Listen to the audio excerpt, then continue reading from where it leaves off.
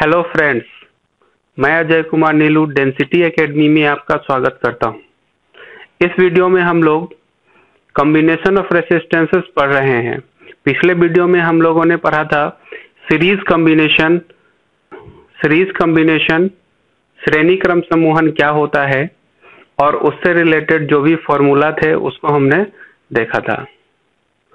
इस वीडियो में हम लोग पैरेलल कॉम्बिनेशन समांतर क्रम समूहन के बारे में पढ़ेंगे। तो चलिए स्टार्ट करते हैं।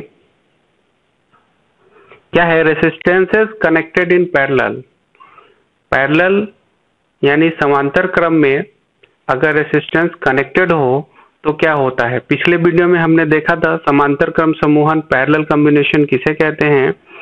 इसमें दो बातें होती हैं। जब बहुत सारे रेसिस्टेंस को कनेक्ट किया जाता है पैरेलल कॉम्बिनेशन में या फिर समांतर क्रम समूहन में, तो इनके जो भी पोटेंशियल डिफरेंस होते हैं, जितने भी रेसिस्टेंस कनेक्ट किए होते हैं, सबके लिए पोटेंशियल डिफरेंस क्या होता है, सेम ही होता है। पोटेंशियल डिफरेंस सबके लिए सेम होता है। Potential difference across each resistance is the same. क्या होता है, ये सेम होता है। नेक्स्ट है डिफरेंट अमाउंट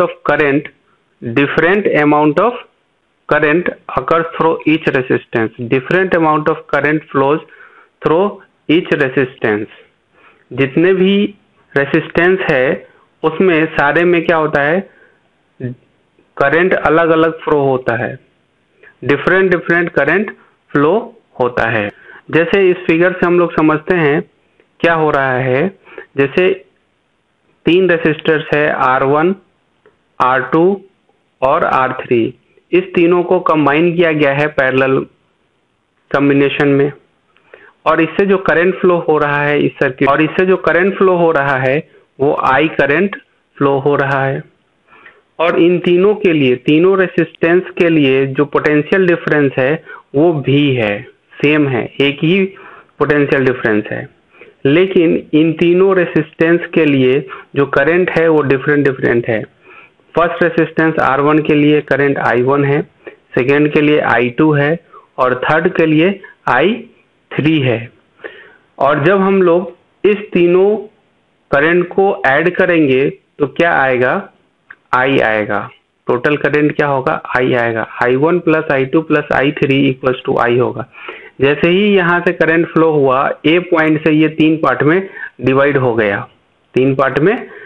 हो गया, और यहाँ से फिर पॉइंट B पे तीनों I1, I2 और I3 तीनों क्या होते हैं, कंबाइन होकर के फिर से यहाँ पे I करंट फ्लो होने लगता है। तो हम लोग इसको कैसे लिख सकते हैं मैथमेटिकल फॉर्म में, I equals to I1 plus I2 plus I3। ये इसको हम लोग लिख सकते हैं। तो ओम्स लॉ के अकॉर्डिंग हमने क्या पढ़ा है। अकॉर्डिंग टू ओम्स लॉ हमने क्या पढ़ा है, V इक्वल्स टू IR। और अगर हम यहाँ से I का वैल्यू निकालेंगे, I का वैल्यू अगर फाइंड आउट करेंगे तो क्या आएगा हमारे पास, I equals to V by R। ये फॉर्मूला आएगा हमारे पास। तो इसी तरीके से अगर हम लोग इसी ओम्स लॉ के अकॉर्डिंग अगर हम लोग यहाँ से I1 का वैल्यू निकालेंगे तो क्या आएगा, V potential difference divided by resistance R1। Same उसी तरीके से अगर I2 का वैल्यू निकाला जाए तो हमारे पास क्या आएगा, V potential difference divided by resistance R2। After that same उसी तरीके से अगर हम I3 का वैल्यू निकालें तो हमारे पास क्या आएगा, V बाई R3। और इन सारे वैल्यूज को हम लोग पुट करेंगे इस इक्वेशन में। जब इस इक्वेशन में पुट करेंगे तो हमारे पास क्या मिलेगा, V बाई R। I का वैल्यू क्या है, V बाई R।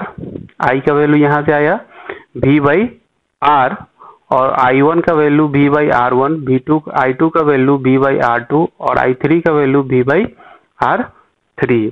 अब यहाँ पे हम लोग V और ये V तीनों का अगर हम कॉमन लेंगे तो हमारे पास क्या मिलेगा, नेक्स्ट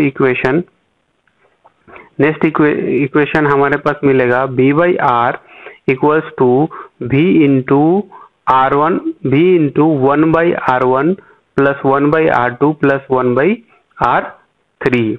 यहाँ पे V लेफ्ट साइड में भी है और राइट साइड में भी है, तो ये दोनों V कैंसिल आउट हो जाएंगे, और जब कैंसिल आउट हो जाएगा तब हमारे पास इक्वेशन क्या आएगा, 1/R equals to 1/R1 plus 1/R2 plus 1/R3। ये हमारा फॉर्मूला हो जाएगा पैरेलल कॉम्बिनेशन के लिए। तो उम्मीद करता हूं आप लोग को ये समझ में आया होगा। Thank you for watching this video. Thank you.